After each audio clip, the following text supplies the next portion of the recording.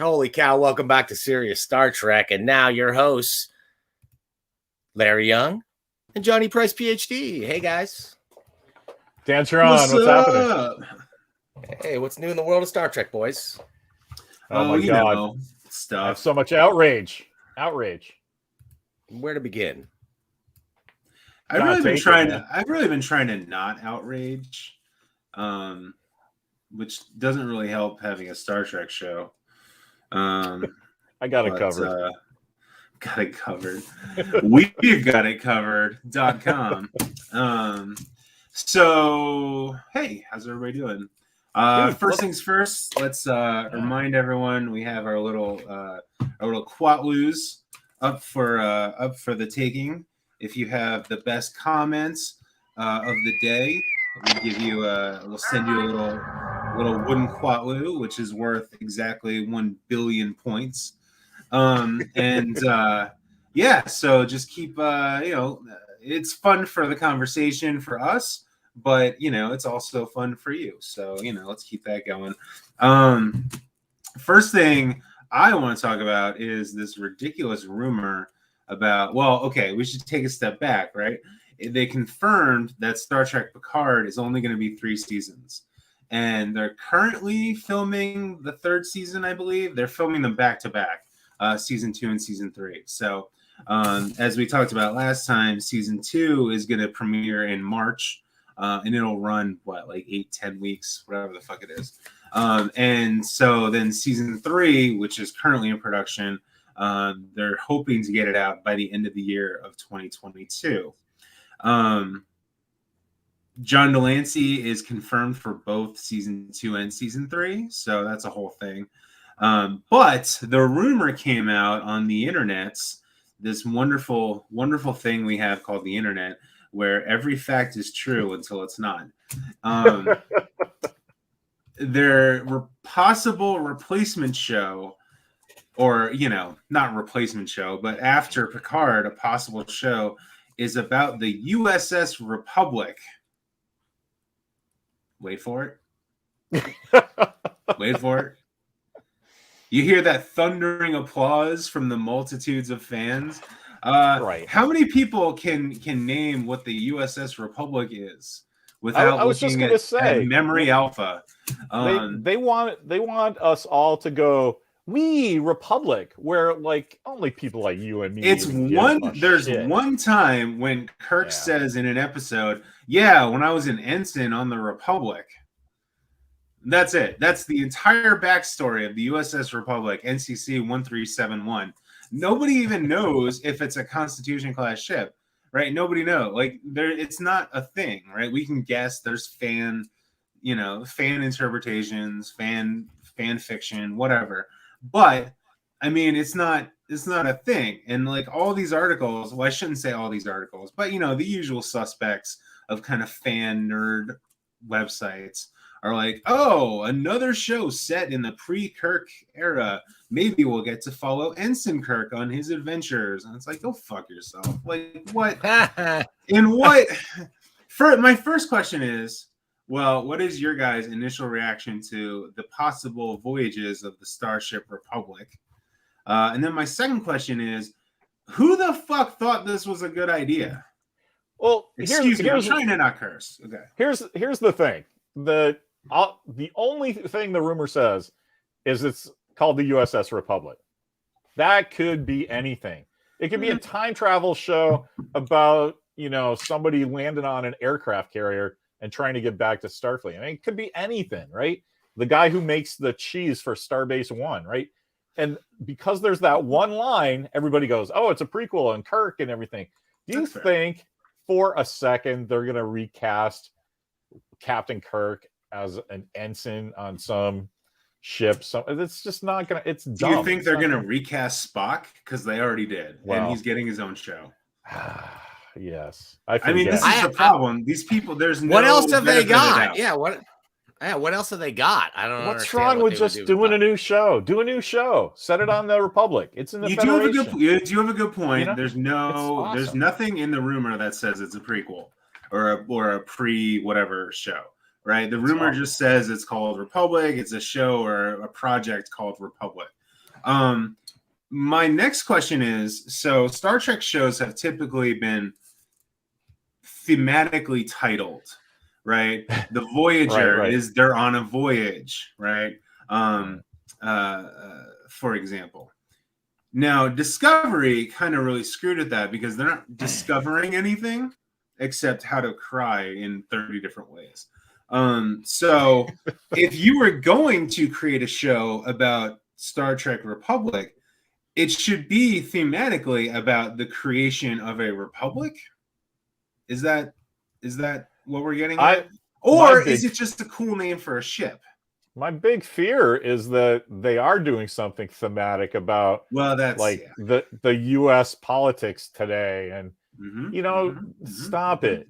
Just do some Star Trek. It's I don't know. I can't get excited. What about the name Star Trek Republic says to boldly go? Well, maybe what it is it's that flip side. It's like, is it, if it's really like a free future, somebody's got to be against Starfleet and the Republic. Maybe there's groups of humans that want to go their own way, aren't politically aligned with Starfleet and want to do like a Brexit from Starfleet. I don't know. I think there's plenty of room for cool stories around those themes that reflect what's going on in your Earthling politics. You know what I mean? Like, I think that's a reasonable thing to do.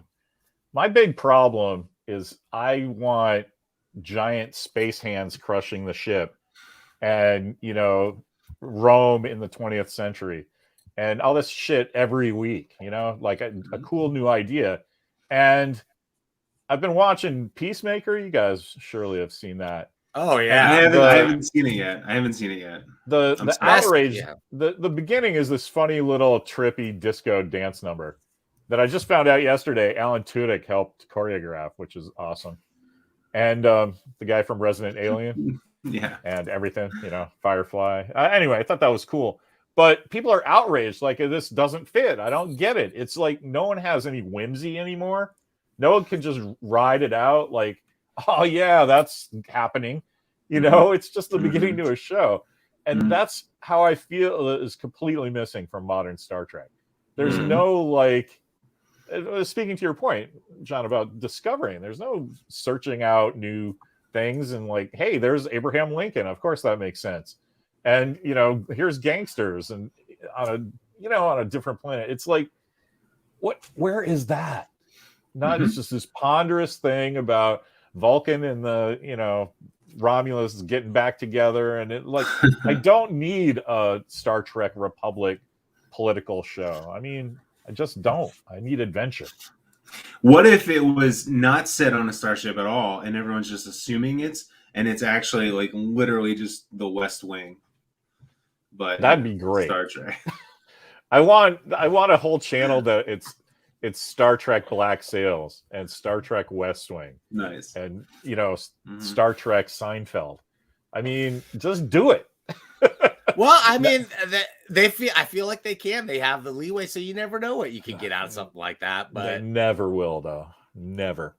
No. So what's the odds on prediction then? Like, Larry, what if, like, just from what you've heard, I'm going to tell you right now, because I'll tell you, it's set. It's a prequel.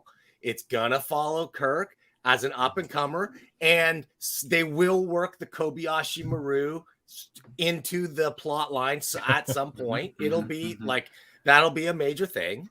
And then early prequel meetings, and first Kirk Spock meeting or whatever. It's the Solo movie. I don't care. It doesn't matter. But my prediction is you're absolutely right, because this is a way for them to do their stupid Starfleet Academy idea without making everybody mad. It's like, well, why are you mad at young Kirk? Look, he met Carl Marcus and she's in a bikini. Isn't that great? They just don't get Star Trek. Also, these people. Although, wait, can I just interrupt? If what if Boothby is the main guy in the Republic, and Boothby is starting some kind of like Ultra Federation thing, then just go ahead and give me that. That's great. So Well, I mean, I think what is what we're gonna talk about too, and this guy TJF says it could be time to do that Academy show that they've been talking about since the late '90s, as far or maybe even before. It's interesting because a lot of people were talking about that Discovery episode as kind of like a backdoor way of getting a Tilly focused Starfleet Academy in the future, where that's her name, right? Tilly? Yeah, Tilly. Where she's like an instructor in like the future academy, helping put together this. That would actually be an interesting premise, I think, because she would have to find herself along the way. They would have to find themselves. It could be thematic. But I do want to note the people who currently steward over Star Trek strenuously dislike James T. Kirk. It's very obvious to me that they dislike Kirk. That. And if they are to do a show set in 2255 of Kirk on the Republic or whatever, it would be a complete rewrite of the Kirk character, or it'll be the JJ Kirk where he's just like a sex pot, like California boy. And that's both of those are bad.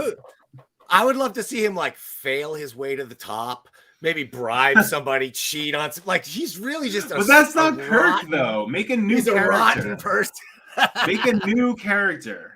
Like it's not like no one's saying Shore Leave apparently with all that shit about him being a bookworm and bullied by. They haven't seen the show. They don't watch TOS at all.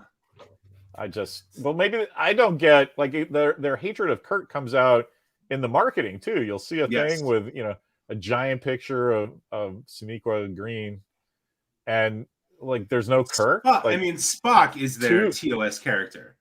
Spock is the character they like. Yeah, it's very obvious. Like they'll do like the top captains, and they'll have Spock over Kirk, and it's like you're in the wrong state of mind, guys. Like I just realized why that is though. Like everybody gets so mad about pointing out that they're bragging about their diversity and stuff. But yeah, they don't know how to write crazy white guys from the 60s, right? Well, yeah. Like Kirk's just Dick Van Dyke with a phaser. So they there's a poster. There's a they ignore him because they don't understand that character.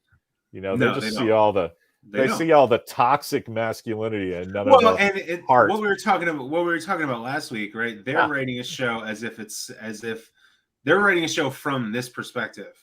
They're not writing a show from a character perspective, right? So from this perspective, all they know is toxic white masculinity, right? They don't know how to make a positive white character. God almighty, I sound like a goddamn Nazi. I'm gonna stop. See, isn't that awesome though? That it's so hard for us to talk about and even take ourselves seriously about it. It's over. It's over. Well, replace these tribbles with walnuts, and you have an episode of the Dick Van Dyke Show too.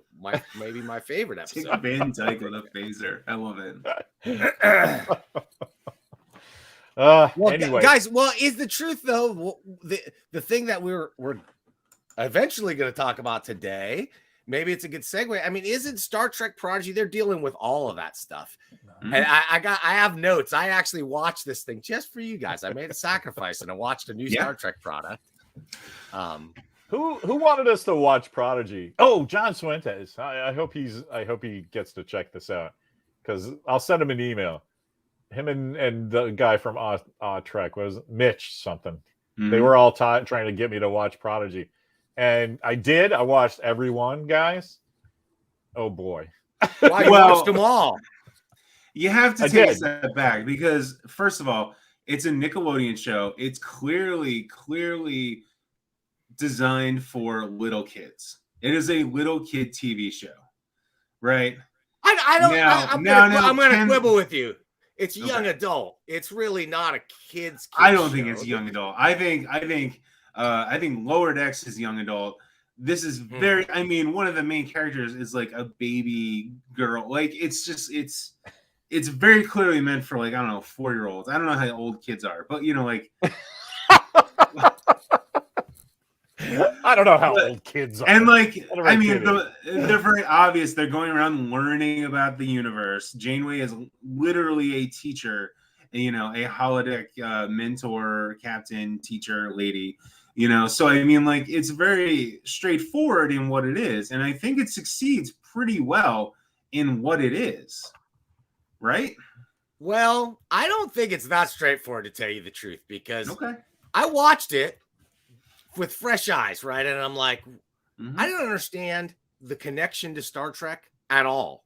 Like, none of these alien types I ever remember seeing in Star Trek. So to me, you could take the Starfleet element out of it, and you could have just made this a show about a group of kids who get a spaceship and now they're lost in space, right? Mhm. And this chick, she's the Dr. Smith, right? She's like Yes, the she is, bad yeah. guy in their midst.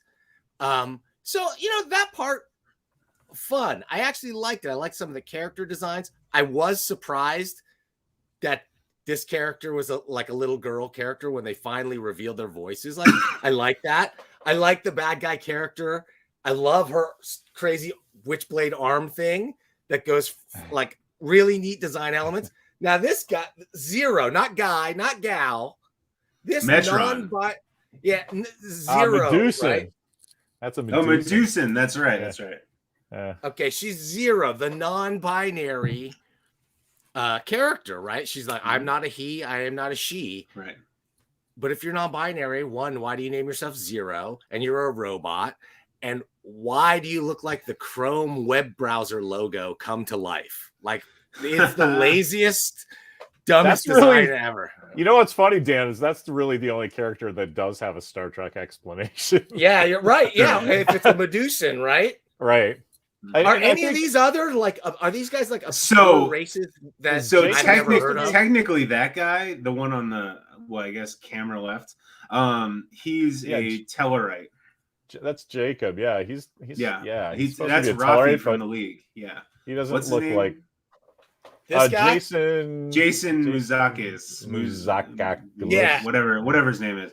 Hilarious actor. Very distinctive voice. He's supposed to be a Tellarite. I He don't know doesn't what a look anything Tellarite like a is. Tellarite. Yeah. Tellarite are the little pig guys, the little pig people.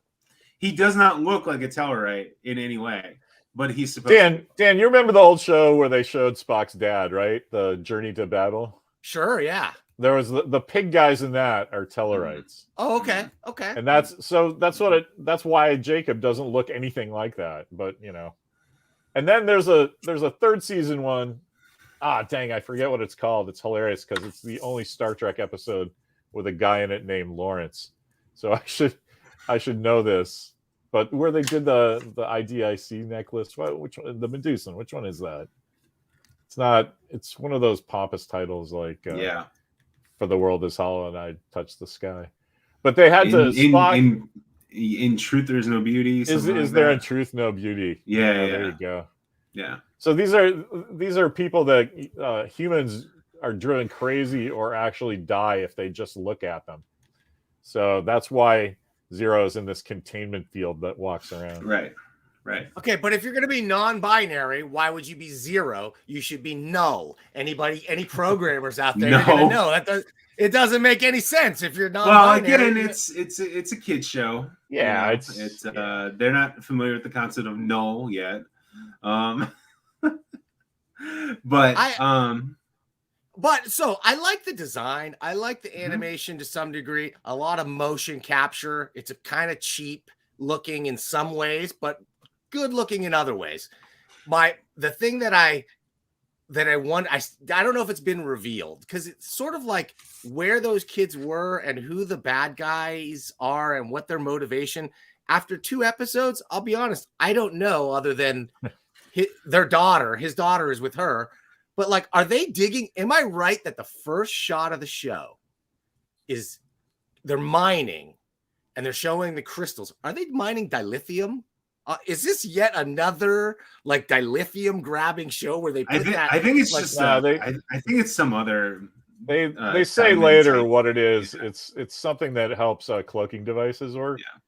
It's like I will say, Dantron. The first couple episodes, story-wise, do a terrible job. Yeah. Because over the course of the Awful. next few episodes, it actually starts to make sense just in terms of like the basic story. The first couple episodes, that first episode, it's like a double, like the premiere, it's like a double. Dude, that thing, I was having trouble the first night I was watching that. I was like, does this ever end? Like, what is going on here? Like, I don't. Or care when about does it begin?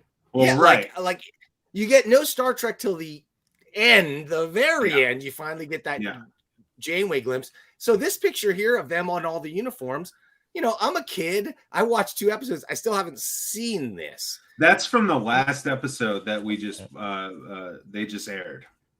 And okay, it's so only... it sure seems to me like they're going for growth. They're building this family. Yeah, absolutely. Thing. Yeah. And these guys that are rebels, they're learning to be part of a group and be a team and a family. I mean, I can get and it's all those about kind of messages.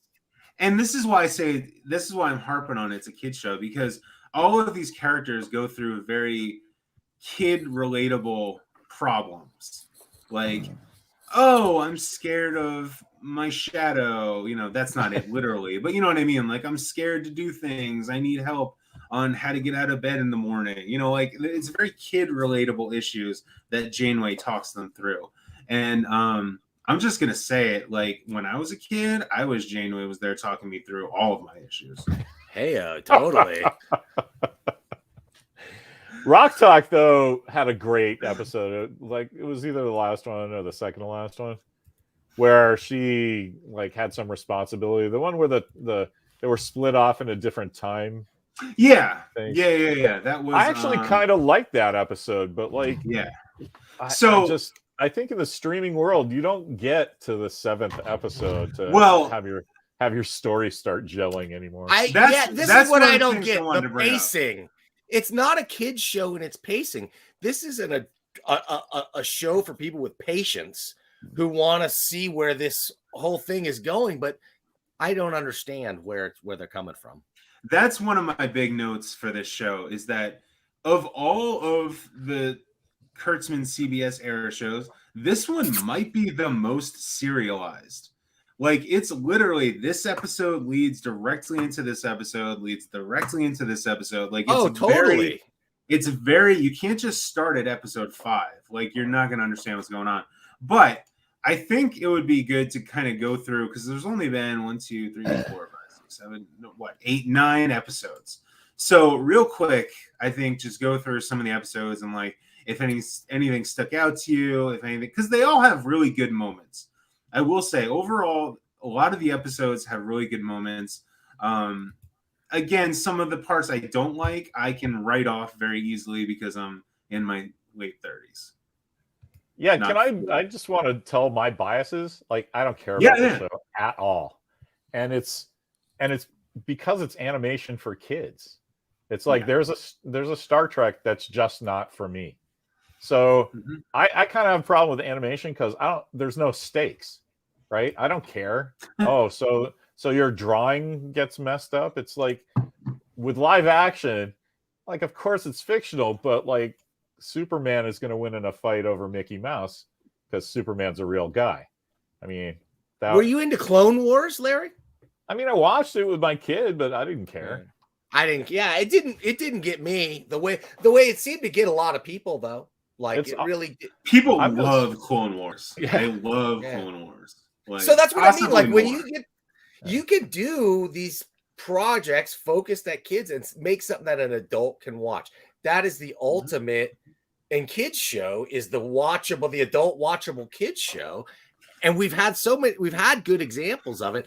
I feel like this one, honestly, just it's leaning too far, a little too far into the adult range. That's why I say this is a young adult series, because you'd have to be like a tween or at least 8 to 14 or something to even make sense of what the story they're trying to tell, I think. Really? Interesting. So, I have a completely different opinion, but that's really interesting. Yeah. My kid said that to me. He goes, because I'm walking around the house going, who is this show for? And he goes, this is for parents that want to explain why they like Star Trek to their kids, Yeah. and Yeah. the kids 100%. won't watch the original series. And I'm like, well, that's why I love you, because you love the original series, so you can continue to live here, and I'll pay for everything. I feel like he kind of nailed it there, because Yeah, 100%. because they make it anti Star Trek for the first episode. Like, the opener doesn't look or feel like Star Trek. It like eases you into a little bit of Star Trek, and then they're spoon feeding you the Star Trek. But their starting point is like, we're independent kids. We don't join teams. We don't, we don't like the military. We're not going to be in the group. And they're going to have that independence ground out of them slowly by a holographic Janeway. And I will say the main arc of the story in that respect is them realizing how much better it is to be in Starfleet than it is to be independent and on your own. Yes. Right. So that's obviously and for me, only seeing the first 2 episodes, it's like, that's what they're setting up. That's the character arc of the purple kid. Yeah. Right. And he is Kirk. He is the Kirk of this series. He's the headstrong kid, right? He's the roguish type character who wants to jump into the action, headstrong, not always thinking it through, and even a little bit of sexism thrown in there too, which we enjoy. So gotta learn. So we've basically talked about the first couple episodes. I found the first episode incredibly boring. Awful. Yeah. Just a real slog to get through.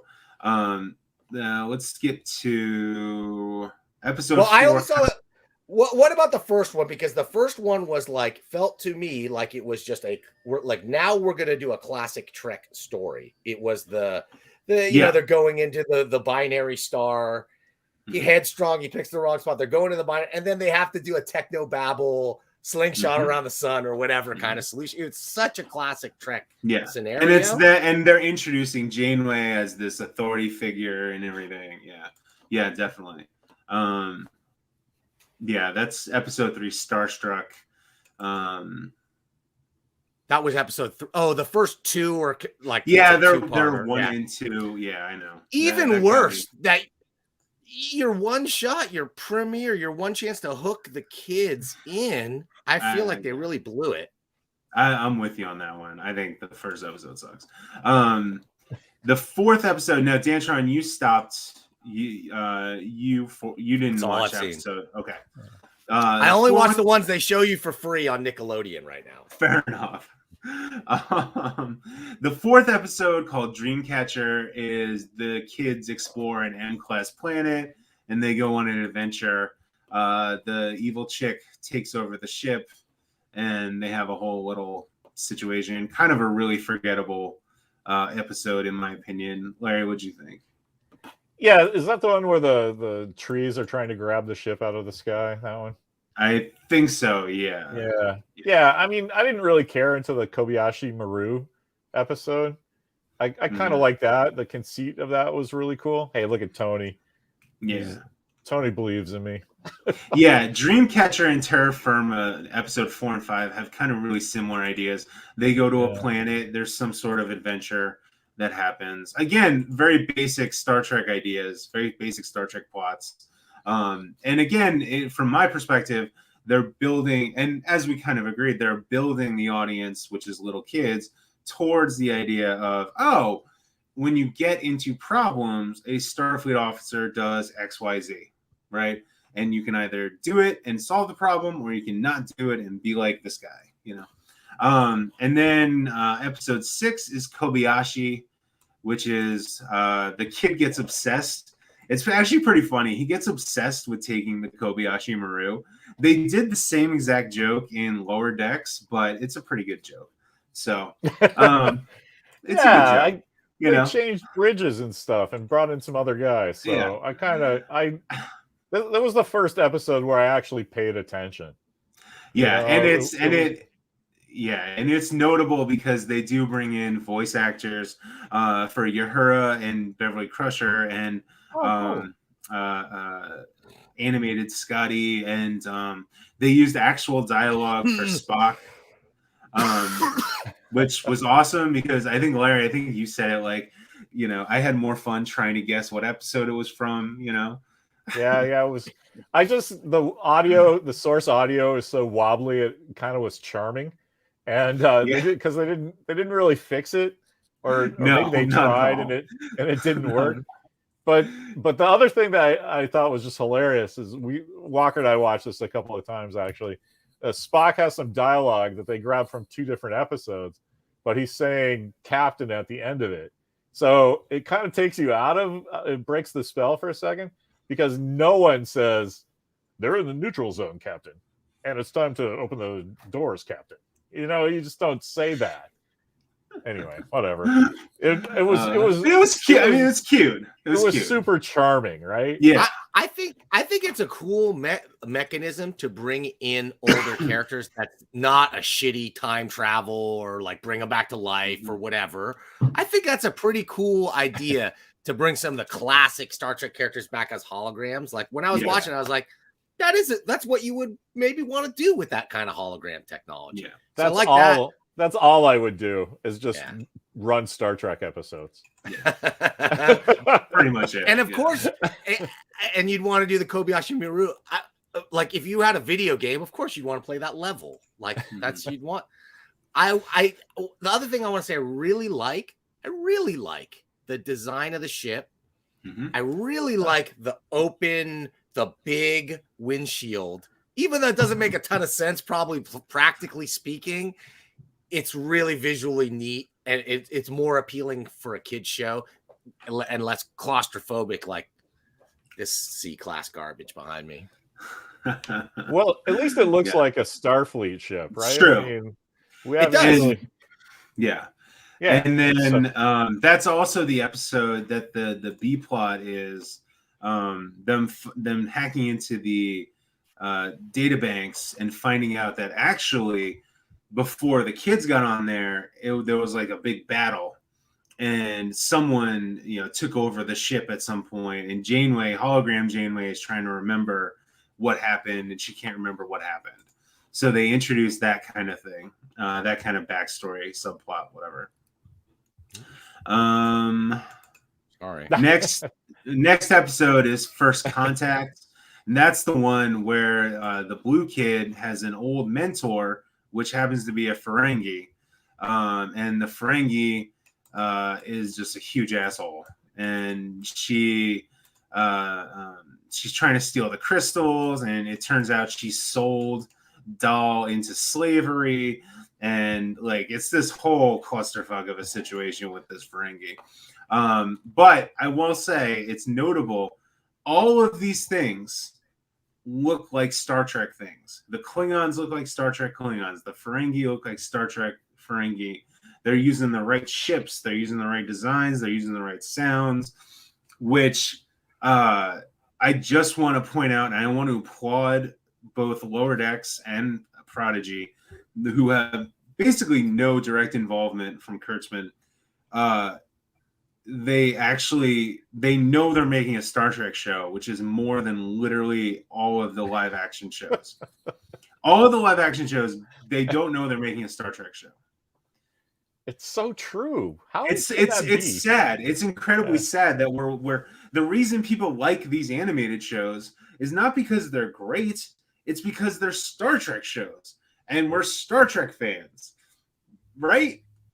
I was pretty excited to see that uniform change, and just because it looks like a uniform, not like the Discovery stuff. Yeah, and I really like the whole it's gray up top like the Nemesis suits. Yeah, it's pretty good. That's just I think this is the episode. Did that, it's just another shirt for me. I think this is the episode where you get the flashback of Captain Chakotay, which was a nice little touch. Captain Chakotay in his cool little Prodigy uniform. Yeah, that was awesome. Yeah, it was interesting. And then at the end of the episode, the Ferengi sells their coordinates to the big bad guy, which is her father, right? So now her father's tracking him down, right? And then we get to episode 8, Time Amok, which is obviously a play on Amok Time. Although there is no Ponfar going on in this episode at all, which is a huge bummer. So, hey, before we get too far away from it, yes, I really liked that last episode with the Ferengi, how they kind of set him up to be a recurring villain. I thought that was a very Star Trek note. It's just like, the Ferengi, he's out there. We may see him again. Can I interrupt for a Star Trek, like a question I've always had about the Ferengi specifically? Why do they care about Latinum? Why do they care about gold and shit in an era where they can replicate anything? Never made any sense why they would care. I always thought of it as like a religious sort of fetish, right? Not necessarily that it is a religion, but like people will have this sort of religious devotion to objects, right? Like I get that. Like even our reliance on gold as a currency or whatever you want to call gold is weird, and it's like it's based on like our mental agreement. Right. We think it's pretty. Yeah. But you can't but you can't make it out of nothing. Like I assume that you could in Star Trek. That was just the one thing that always took me out, that piece of the Ferengi. And I just wonder if it had ever been addressed in canon in some way. Like you can't synthesize Latinum or something. I think they did say that at one point in DS9 because they have quarks, so they deal a lot with Ferengi culture in DS9. I think at some point they do say you can't replicate Latinum, and that's why it's like the only scarce commodity. I just like how got to be one. I like how it's NFTs. Like, you can duplicate gold. People still like gold, but this is this gold. It's not the other gold. That's right. It's the new gold. Whatever. So, I love how anti-NFT you are, Larry. I love the NFT conversation that I see floating around out there because I'm honestly split. I'm 50-50 on that whole phenomenon. I honestly see some really incredibly useful things that help artists in the NFT phenomenon, but I see that sort of being glossed over in favor of like just get rich quick schemes. Well, that's what people lose sight of when they just see me cranky about it, because I'm not anti NFT. I'm anti the message that's being put out about NFTs. Yeah. So anyway, fortunately, by Star Trek time, they figured this stuff out. I just gotta figure out where people sell those, because I can just go into MS Paint and start knocking some out. Yeah, me $10 here, $10. Buy this MS Paint thing. Anyway. But if I was a digital artist, though, I would be super stoked. Like if I was a person who painted or just drew strictly digitally, because now you could sell a digital or one-of-a-kind digital original. That's the thing for NFT that really turns me on. Like that makes sense to me. I don't know. Why does that make sense? Well, in my world, what I want to see is the file that the artist created, not the bitmap image that comes out of it. It's like wanting to see the brush strokes of the artist. You want to see the layers. Do you think that's a mainstream thing, though? Like somebody's like, no, that's the monkey thing that you paid $3 million for. Okay, I saw it. Excellent. Now I have one too. Nobody cares about that number underneath, Well, everybody's seen the Mona Lisa. Everybody's seen the Mona Lisa, but only one person owns it, and you can go to see it. Everybody can see it. There's a million pictures of it online. Why is the original worth anything? It's not. That's a good question, because it really is a good question. I wonder in the Star Trek world, just to bring it back, it would seem like those are the kind of things. Like, can you perfectly replicate the Mona Lisa in a replicator? And would it be like, or would there be real value in that original picture? I would think in that world, they would place a premium on like provenance, if you will, of real antique items. Well, yeah. I mean, Picard's got the Shakespeare's First Folio in his. Right. So you could replicate it. But you can replicate it, but would you put it under glass and treat it like that's probably like an original, right? So that's the way I look at that. Me and my Tox Utat. I'm sorry, guys. White I took us way off of Star Trek Prodigy, but this is where the rubber meets the road of science fiction. Like, we're in the future. Can you believe we're talking about this stuff? Even like, this was stuff they didn't even conceive of in these shows where their future is now our past. It's what I mean. Like, we've already gone past what was Star Trek's future as far as like Khan Noonien Singh and the Third World War. All that stuff is in our past now. No, First Contact's coming up, right? Yeah, 2063. Can't wait. 63, yeah. I'm going back to my space. 40 years, baby. Man. 40 years. That's all we got. Hey, I heard. Go to Bozeman, Montana. I heard that Prodigy takes place in 2483. Does that make sense? Or is it 2383? It's 2383. Based on the star dates that they've used. I was noting that last night. Yeah. Based on the star dates, it's 2383. Yeah. So I love that. Which is after Lower Decks. Some costume buddies of mine were trying to figure out. Yeah, it's after Lower Decks where they have the overlap of the Nemesis era stuff. Yeah. But it's before the flashbacks of Picard. Yes. Right? Yeah. So we were having kind of a funny way of even trying to talk about that. Like on a timeline, So anyway, I was like, speaking of time, this conversation. Speaking of time, episode 8 is Time Amok, and it's probably the best episode, just structurally and in terms of Star Trek. Basically, they hit a tachyon storm, and they all split into different space times. And holographic Janeway has to go through each space time and solve the problem, and help them solve the problem. And it really focuses on the big rock guy, who's actually a girl. Because she's scared, because she's a little kid herself. She's scared. She doesn't believe in herself. She doesn't have the knowledge or the drive. She doesn't have the engineering expertise, right? So basically, Janeway goes through all of the other timelines and puts together all these pieces, and then Rock is the last timeline that she goes to, and she has to give Rock this pep talk about how you can do it. We believe in you. Blah blah blah. It's very Star Trek. It's very good, and she saves the day, and everyone applauds her and everything. It's all great. So, what did you guys think of Time Amok? Yeah, this is the one where I thought they were hitting their stride for what they were talking about, what their brief was. Like they showed one of the relatable characters having a little crisis of conscience, and then Starfleet fix everything, right? So I'm like, okay, I get what they're doing now. So yeah, I agree with you though, but it takes 9 episodes to get there. All right. Well, do you like that message though? Do you like that message? I really feel like it's such a pro-conformity message. Well,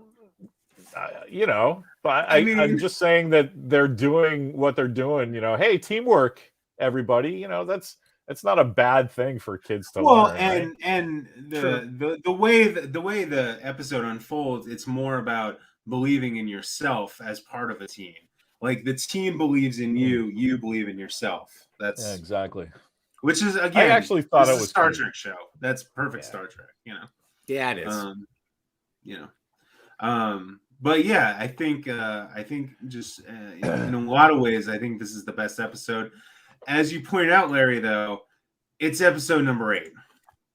There's 9/10 episodes in this first run here. Why are you waiting until episode number 8 to hit your stride?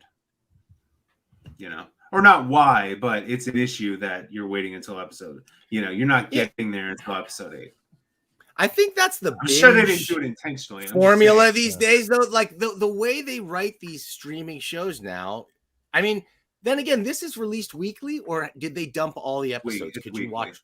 Yeah, it's weekly. But it still seems like it's meant to be binge watched. Like, I don't know, you have to watch the whole thing to try and get any kind of story out of it. Yeah, definitely. So they really, really got to suck you, especially for a kid's show. They got to pull you in from the very beginning to even, I have honestly not much desire to return to this world because I have no concept of what's going to happen. They're like, okay, now we're going to explore.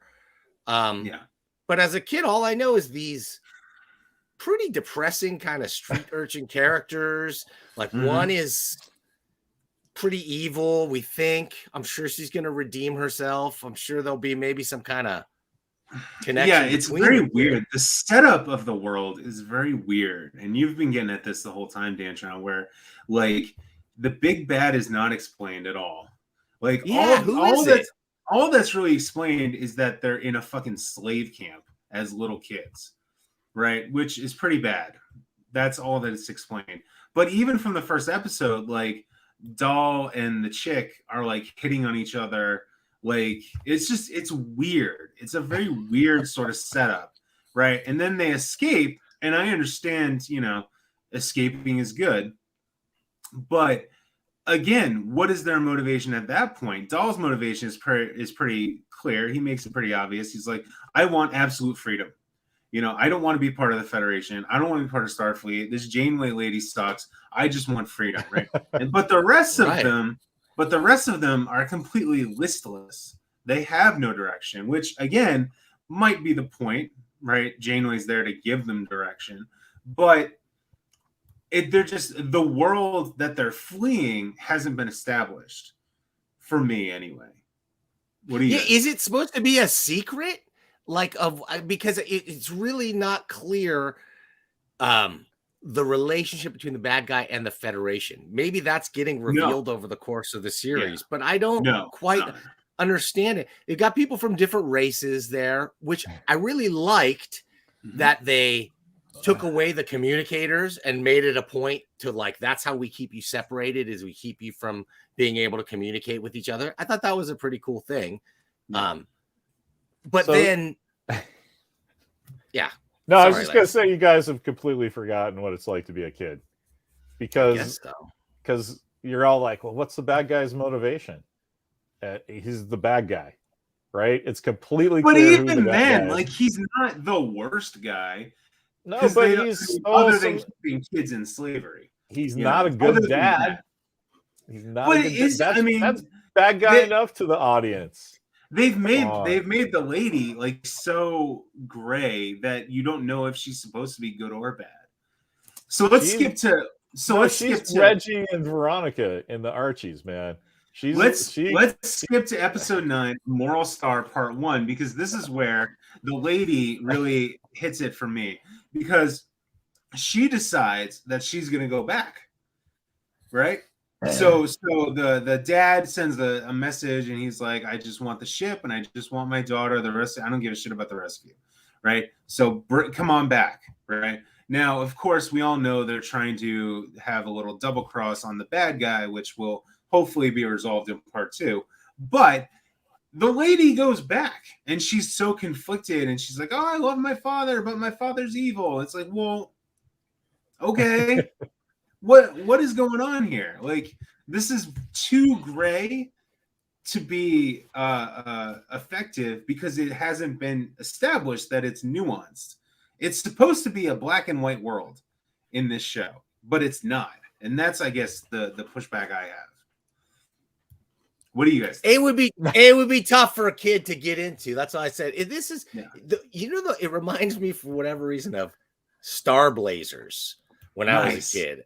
And you know, because it was like you'd go in and they'd be like, only 175 more days till the end of Earth. You know, you felt like you were getting one little slice out of this big thing. But I just don't feel like that works too well when you're trying to, if your goal is to get kids to think Star Trek is neat. And this is not quite pulling it off, because I don't know who to root for. Starfleet is treated like almost as much of a potential enemy as the bad guy. So I guess that's the thing. They got to learn. Well, Janeway's trying to make them. Janeway's trying to make them realize that they're not the bad guy. I don't know. I do, and I understand you're not going to make one of your main characters your relatable characters. You're not going to make her pure evil. You're going to make her at best gray. but like still at the same time, I don't know. And obviously the setup is going to be the chick betrays her dad, and you know they all live happily ever after in season 2, right? But I don't know. I don't know how we're gonna get there. I don't know. I don't know, you guys. I don't know. I It's all kind of nuts. like I like the mystery of, you know, Captain Chakotay and you weren't my first crew and all that. Like, Yeah. give me that show. I Yeah. don't care about this other nonsense. Mm. What happened to the first Protostar? Well, and I think they've done a good job of teasing that for the audience so that if you're a little kid, you're like, oh, I like this stuff. Also, I'm getting this cool backstory. You know? Yeah, what is the I don't know deal what with little the kids do. I don't know. I don't know what little kids do. You know? I do, and I know that this one would definitely not fly with my 2-year-old, and my 4-year-old, I think she would be kind of bored by it because it didn't make sense. The only thing that's very exciting are the action scenes, which are good. Like I like when they fight and they get into action and stuff. I think it's well done.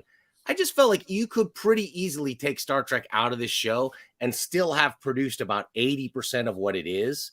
And you just replace it. Absolutely. You replace it with the old hologram captain from wherever, some other thing. Mhm. It feels like an idea that it's more like they grafted Star Trek onto an idea than are bringing new stuff into the Star Trek universe. Well, that's certainly the hallmark of the Kurtzman stuff, right? I mean, Discovery'd be a great show if it was, you know, generic space adventure. Yeah. Like, it's just glomming Star Trek onto it is like the offensive part. Yeah. Not Yeah. that the show's particularly bad. But you know.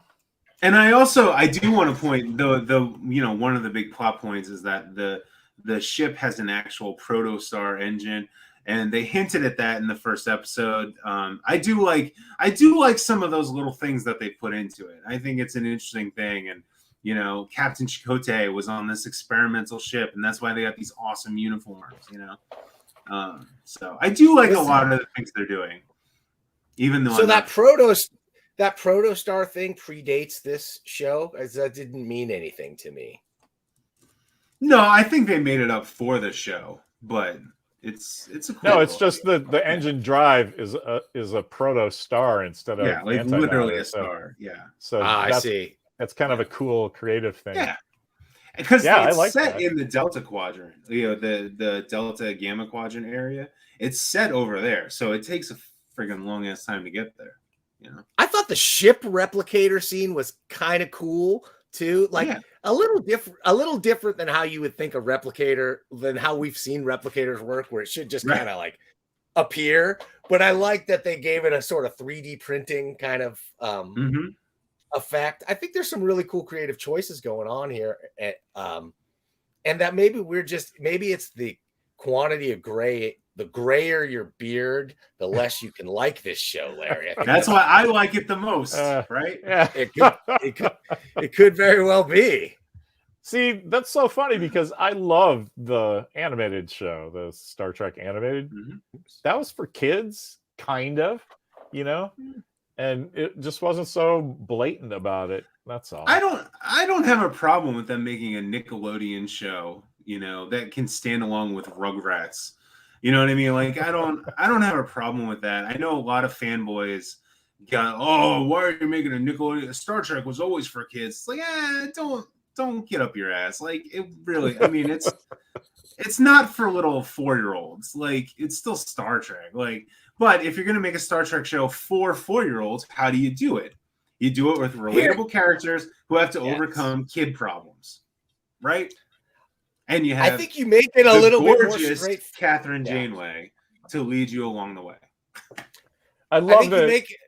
No, like Price loves Janeway, so we should. I love Janeway. give him a chance to just go. Yeah, of all the captains, of all the people that they could have chosen, they chose Janeway. Well, she knows the Delta Quadrant. Who else? She's the fastest promoted admiral in history. What do you want?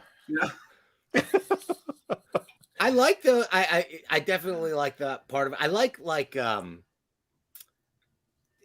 don't know. They've made a lot of cool choices on the show, but if you wanted to make it, it should be for kids. This is where you can go back to the formula of the original series. Can and should.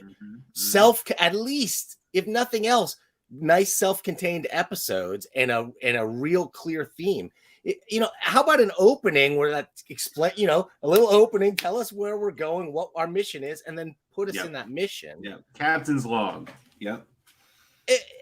It's never more appropriate to go back to that older mode of storytelling than when you're doing a kids show. Instead, they're trying to make it binge watchable by the Picard watching set, and let's not alienate the Discovery fans and whatever. And it's just none of it's. The best part about your whole rant right there was the Blue Man shoulder wiggle. I loved it. Loved it. That Picard watching group, man. Those Picard watchers. I do agree with you, Dan. I do agree that if you're making a kid show, that's the perfect time to go back to like fun adventure episodes, right? That's why I think it's so goddamn ironic that this is probably the most serialized of all the shows they've made. Even Discovery is only about half serialized. Like for all the bullshit they talk about serialized, like there are still standalone episodes in Discovery. There just happens to be an overarching plot, right? Prodigy is literally 5 minutes after this episode is the next episode. Like, and it's, I just find it so ironic that like of all the shows, this is the one. Well, and they should be focusing, I think, going into a quadrant of unexplored stuff. I guess that kind of makes sense for the Star Trek theme, but for these kids, it would all be unexplored. And if we got to go see what Vulcan is about a little bit and learn a little bit about Vulcan, about some of the nice, richly established cultures and themes in Star Trek, but put into stories for kids, I think a kid could really get into that. They want to see Klingon fights and Romulan fights and space anomalies. Doesn't love a good anomaly. I'm going to get anomalous right now. Who doesn't love anomalies? Who doesn't love a gigantic brain? So I think to kind of wrap up the discussion on Star Trek Prodigy, the Nickelodeon television show, I think we should go around and give it like what, I don't know, 1 to 5 Quatloos. What would you say? Larry, how many Quatloos would you give it? Oh, even though it's not my kind of thing, it was fine. So I give it 3 Quatloos, right down the middle. It didn't suck and it wasn't great. It was, but it did the job. I think as a show, as just a kid's science fiction show, nothing about Star Trek, I could go as far as 3.5 to 4 Quatloos, maybe. Because it was fun, it was well produced, and the voices weren't that annoying, and there were some moments that I thought were genuinely cool things I have never seen before. Like her cool arm thing, kind of Witchblade-esque, but like it was neat the way it's flowing from arm to arm, and there were some cool surprises. I'd give it, but if I say this is a Star Trek show, like if I came to it for the Star Trek, maybe 2.5 at the very best as I could do. Maybe less. Blowing a lot of chances. All right. So we got 3, we got 2.5. I think the series gets exponentially better the longer it goes, which is also a problem. It's a problem, but it's the good thing about it. And I think they took a mid-season hiatus, which knocks them down a Quatloo. I think the lack of Janeway in a 7 of 9 catsuit knocks them down at least 1 Quatloo. I think, if they started at 5, they're already at 3. So I'll bump them up to 3.5. No, I would honestly give it, considering what I think their agenda is, and to make, a kid, like Walker put, right? It's a show that kids can watch with their parents because their parents love Star Trek, right? I think it's about a 4 Quatloos. I think it hits that. Yeah, sounds good. Reasonable. I don't know. I'm a parent. I like Star Trek. I don't really want to watch it with my kid. What's going on there? What's going on in the comments section here? Yeah, let's get comments going. We got to get out of here soon. But first season Discovery had an episode on the weaving of a matter compiled uniform. Am I reading that right? Yeah, that's right. That's right. It was a really cool scene too. It was they created a uniform, and if I remember, it was a super zoom in shot too, and then they pulled back, and you realized they were creating a uniform. It was a pretty cool shot. Yeah. Mm-hmm. Mm-hmm. Right.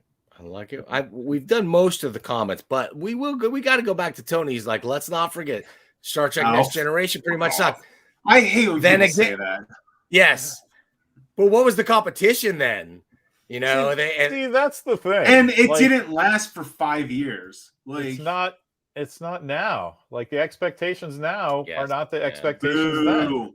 Tony owes us a Quatlu. Boo, anti-Quatlu comment. People forget the whole like proto UPN thing that was supposed to launch the Paramount Network. That's right. And so it had no bearing on anything what episodes they were actually showing. Mm-hmm. It didn't have to be good. It just had to support the launch of the network. Yeah. So the only times I hear that from people, it's like people like, you know, Tony should know better. Tony should know better. Tony. That's it. Guys, all right, guys, I'm out of here. You can look through the comments. If you got to vote for a favorite comment, we can throw up some Quatlus. Guys, you still got a chance here. We got a couple more minutes before we go. If you got any questions for Larry or John, let's bring them up. I have to say, TJF, I feel like I should know who that is, but did some fine work today. So yeah, TJF was rocking it. I'd be happy to send a Quatlu. Okay, send your. Oh, wait a minute. Yeah, I'm in the wrong thingamajig here. Wait a minute. I got your email up here somewhere, Larry. Send it to. No, I don't. Oh well. Send it to Larry at aitplanetlair.com, right, Larry? That's the one. Mm-hmm. Okay. Mm-hmm. Yeah. And it, you know, yeah. You can find me on Facebook. I'm on Facebook. And next week we're going to talk about Catherine Janeway. All Janeway, all the time episode. All Janeway. There's nothing I love more than scientists who outrank me. Did I ever bore you with my whole like where Voyager should have gone thing? Oh yeah, I've heard your rant. Yeah. Oh yeah.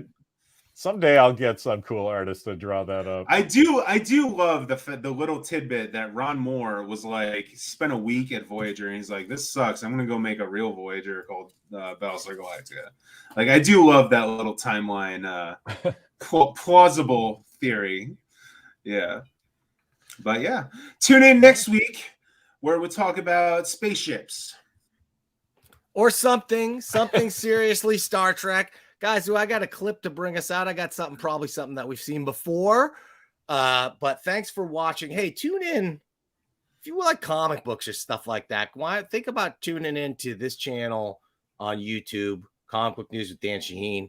We're going to be talking pretty soon to Paul Levitz had to push back to March, but I got Mike Richardson coming in from Dark Horse Comics, and talk about a guy who's done some of the best licensed sci-fi adaptation comics ever made.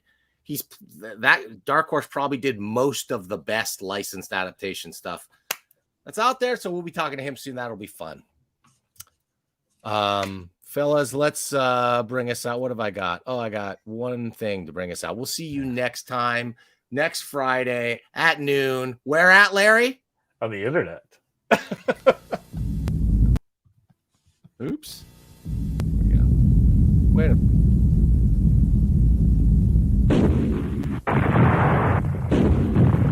Meteorite storm. Scotty, beam us up. Scotty! Don't worry, Captain. It's only a shower. I don't need a brolly, you wally. Beam us up. Captain, I haven't got the power. Try, man, try. Power! More power! Man's power, man.